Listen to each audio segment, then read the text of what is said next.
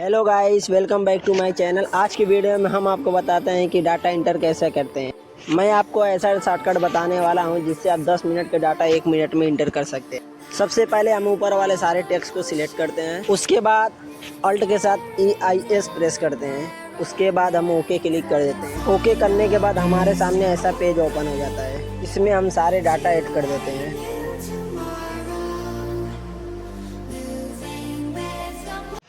ऐसे ही step by step करके हम अपने डाटा इंटर बिल्कुल आसानी से कर सकते हैं। आप देख सकते हैं कि इस तरह से डाटा इंटर करना कितना आसान हो गया है।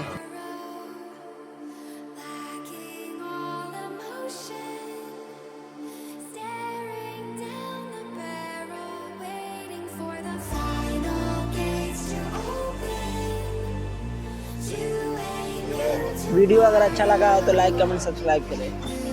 धन्यवाद।